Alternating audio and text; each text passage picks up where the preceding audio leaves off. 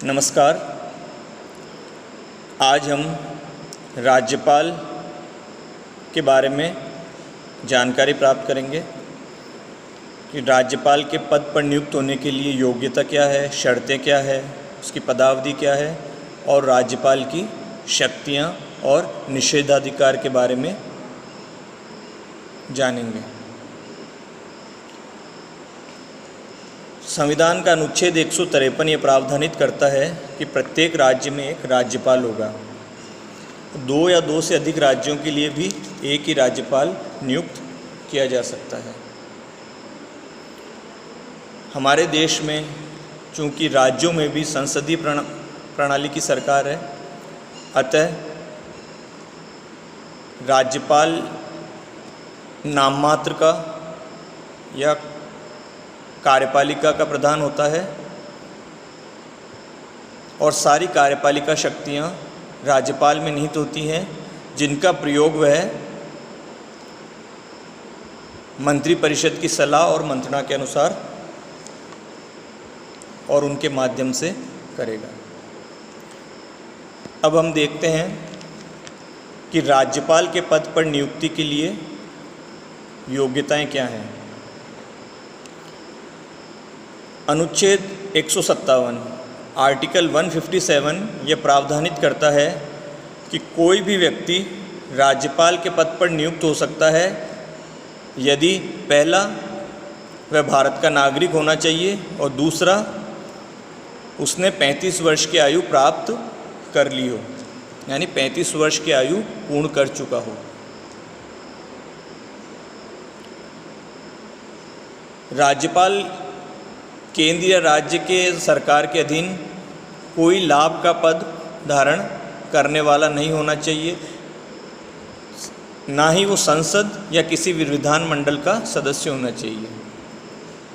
यानी राज्यपाल के लिए देखा जाए तो 3 मुख्य शर्तें हैं राज्यपाल के पद पर नियुक्ति के लिए। पहला, भारत का नागरिक हो, दूसरा 35 वर्ष की आयु प्राप्त कर चुका हो तथा केंद्र और राज्य सरकार के अधीन या का कोई लाभ का पद ग्रहण ना कर रखा हो और संसद या राज्य विधानमंडल का सदस्य ना हो। राज्यपाल के वेतन और भत्ते संसद द्वारा समय समय पर निर्धारित किए जाते हैं और राज्यपाल उन्हीं वेतन और भत्तों को प्राप्त करता है। लेकिन राज्यपाल के पद ग्रहण से उसके कार्यकाल तक उसके वेतन और भत्तों में किसी प्रकार की कमी नहीं की जा सकती। राज्यपाल की नियुक्ति, अपॉइंटमेंट ऑफ गवर्नर, राज्यपाल की नियुक्ति कौन करता है? राज्यपाल की नियुक्ति राष्ट्रपति के द्वारा की जाती है और राष्ट्रपति यह केंद्र सरकार की यानी प्रधानमंत्री की सलाह पर ही राष्ट्रपति राज्यपाल की नियुक्ति करता है। संविधान सभा में प्रारंभ में यह विचार रखा गया था, यह प्रस्ताव रखा गया था कि राज्यपाल का चुनाव भी एक निर्वाचक मंडल द्वारा किया जाना चाहिए, परंतु बाद में यह निर्धारित किया गया कि राज्यपाल को निर्वाचक मंडल द्वारा चयनित चुनाव द्वारा चयनित ना करके उसकी नियुक्ति ही की जानी चाहिए। इसके कुछ कारण उस वक्त संविधान सभा के सदस्यों ने जो विचार में लिए, उनमें सबसे प्रमुख बात जो संविधान सभा के सदस्यों ने इस बारे में कही कि राष्ट्र हित में होगा कि राज्यपाल, राष्ट्रीय एकता के हित में होगा कि राष्ट्रपति की नियुक्ति राज्यपाल द्वारा की जाए। दूसरी बात, संसदीय प्रणाली में कार्यपालिका अध्यक्ष नाम मात्र का होता है और निष्पक्ष होता है। अगर राज्यपाल निर्वाचित होगा तो वह किसी दल विशेष का व्यक्ति होगा, उसकी निष्पक्षता संदेहास्पद हो सकती है। तीसरी बात कि राज्यपाल और मुख्यमंत्री में संघर्ष की स्थिति हो सकती है, चूँकि मुख्यमंत्री भी चुना हुआ व्यक्ति होता है और वो किसी एक क्षेत्र विशेष से चयनित होकर आता है, जबकि राज्यपाल पूरे राज्य की जनता द्वारा चुना जाएगा। अतः ये स्थिति उत्पन्न हो सकती है कि राज्यपाल अपनी शक्तियों का वास्तविक प्रयोग करे और मुख्यमंत्री की और मंत्रिपरिषद की सलाह ना माने। इससे विवाद की स्थिति उत्पन्न हो सकती है और ये संसदीय सरकार के सिद्धांत के विपरीत होगा। अतः यह उचित समझा गया कि राज्यपाल जनता द्वारा चुना न जाकर राष्ट्रपति द्वारा नामांकित व्यक्ति हो। इसके अतिरिक्त राज्यपाल की नियुक्ति के संबंध में संविधान में कोई अन्य उपबंध नहीं है। राज्यपाल का पद दोहराप्रद होता है। एक तो वह कार्यपालिका का प्रधान है, राज्य कार्यपालिका का प्रधान है, दूसरा वह केंद्र का प्रतिनिधि है। इसलिए राज्य का प्रशासन अच्छी तरह से सुचारू रूप से चलाने जाने के लिए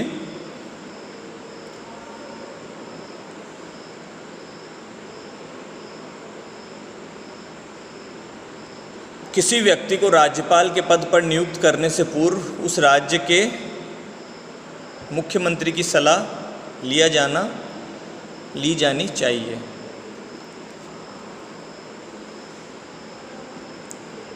अब हम देखें कि राज्यपाल अपने पद पर कब तक बना रहता है, राज्यपाल की पदावधि क्या होगी, टेन्योर क्या होगा।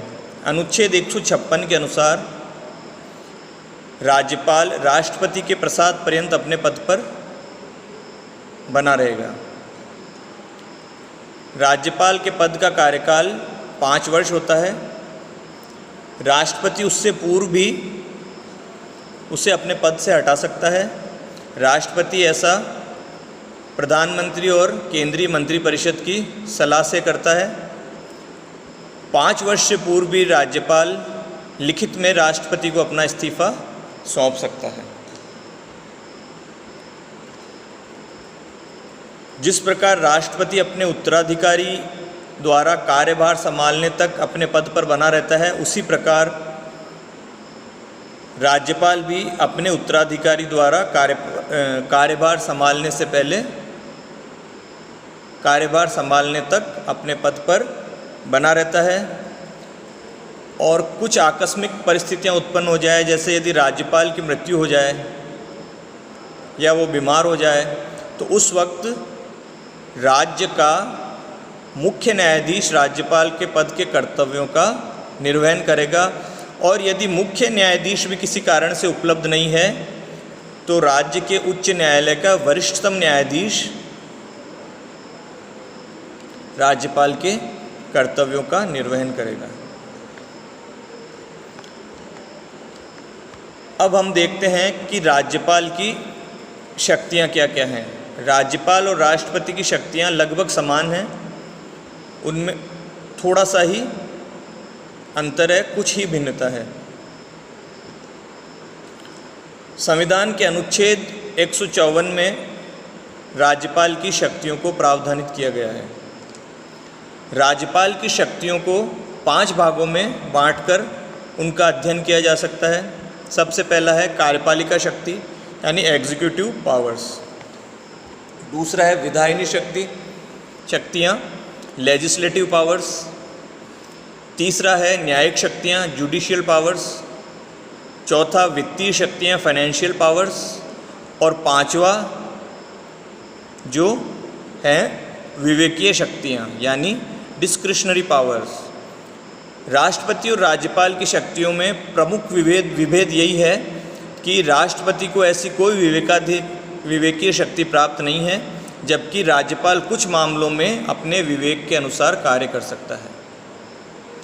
तो सबसे पहले हम कार्यपालिका शक्ति के बारे में जानकारी प्राप्त करते हैं। Executive powers. राज्य की कार्यपालिका का प्रधान राज्यपाल है और समस्त कार्यपालिका शक्तियाँ उसमें निहित होती हैं। राज्यपाल मुख्यमंत्री की नियुक्ति करता है और मुख्यमंत्री की सलाह पर अन्य मंत्रियों की नियुक्ति भी राज्यपाल द्वारा की जाती है। राज्य के सारे कार्यपालिका संबंधी कार्य राज्यपाल के नाम पर ही किए जाते हैं। राज्यपाल की कार्यपालिका शक्तियाँ उन विषयों तक विस्तृत हैं जिन विषयों तक राज्य के विधानमंडल की विधायनी शक्तियां हैं, यानी राज्यपाल उन सब विषयों पर कार्यपालिका शक्तियों का प्रयोग कर सकता है जो विधानमंडल द्वारा प्रयुक्त की जा सकती हैं। और समवर्ती विषयों में राज्यपाल की शक्तियां संसद द्वारा बनाई गई विधि के अधीन होती है। राज्य की समस्त आज्ञाएं, समस्त आदेश लिखित में राज्यपाल के नाम से जारी किए जाते हैं, परंतु कोई आदेश या अधिकार पत्र जो इस प्रकार प्रमाणित है उसकी वैधता को इस आधार पर चुनौती नहीं दी जा सकती कि उसे स्वयं राज्यपाल द्वारा क्रियान्वित नहीं किया गया है। इसके अतिरिक्त कोई आदेश इस आधार पर अवैध नहीं हो जाता है कि राज्यपाल द्वारा स्वयं हस्ताक्षरित नहीं है। इस बारे में अनुच्छेद 166 कहता है कि यदि वह समुचित प्राधिकारी द्वारा हस्ताक्षरित है तो राज्यपाल द्वारा स्वयं हस्ताक्षरित किया जाना आवश्यक नहीं है। केवल इतना ही पर्याप्त है कि वह समुचित अधिकारी द्वारा हस्ताक्षरित हो। राज्य की समस्त महत्वपूर्ण नियुक्तियां राज्यपाल द्वारा की जाती है, जैसा कि वो प्रधानमंत्री और प्रधानमंत्री की सलाह पर अन्य मंत्रियों की नियुक्ति करता है। राज्य के मुख्य न्यायाधीश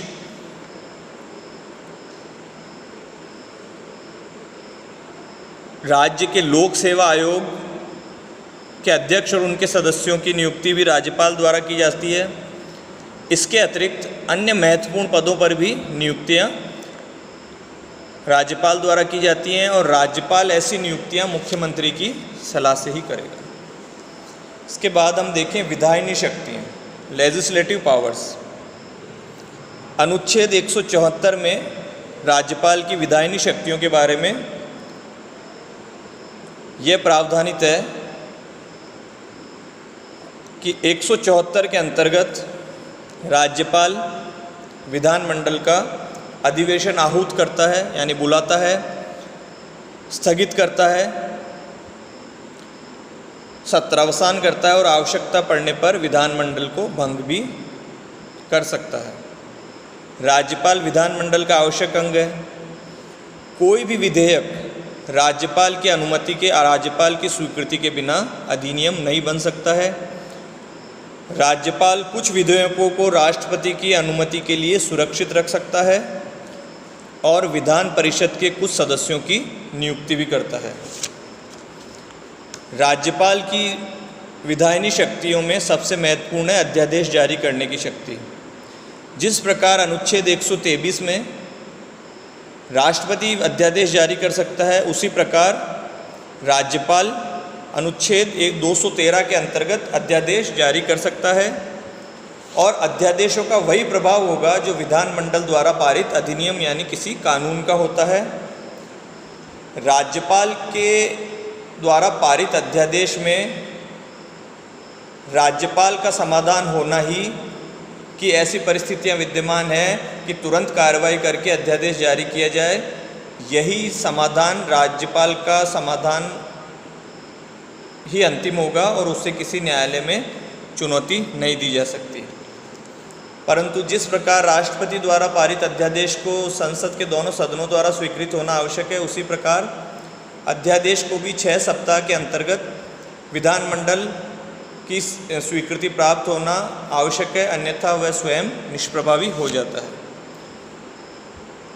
अब हम देखते हैं राज्यपाल की न्यायिक शक्तियाँ, जुडिशियल पावर्स।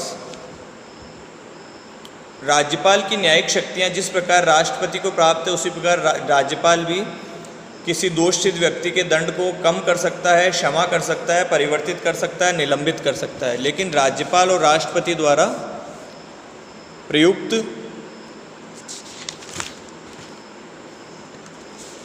क्षमादान की शक्तियों में 2 प्रमुख अंतर हैं। राज्यपाल को राष्ट्रपति की भांति मृत्यु दंडादेश को क्षमादान करने की शक्ति प्राप्त नहीं है। दूसरा, जिस प्रकार राष्ट्रपति सैनिक न्यायालयों को में भी हस्तक्षेप करके उनमें समाधान प्राप्त कर सकता है, वैसी शक्ति राज्यपाल को प्राप्त नहीं है। यानी राज्यपाल सैनिक न्यायालयों के दंडादेशों में समाधान प्राप्त नहीं कर सकता। इसके बाद फाइनेंशियल पावर्स, वित्तीय शक्तियाँ। प्रतिवर्ष विधानमंडल में बजट राज्यपाल की सहमति के द्वारा ही पेश किया जाता है। राज्यपाल की अनुमति के बिना विधानमंडल में कोई भी धन विधेयक प्रस्तुत नहीं किया जा सकता और राज्यपाल की सिफारिश पर ही अनुदान की मांग प्रस्तुत की जाती है। राज्यपाल ऐसे विधेयक को जिनमें वित्तीय उपबंध है राष्ट्रपति की अनुमति के लिए सुरक्षित रख सकता है।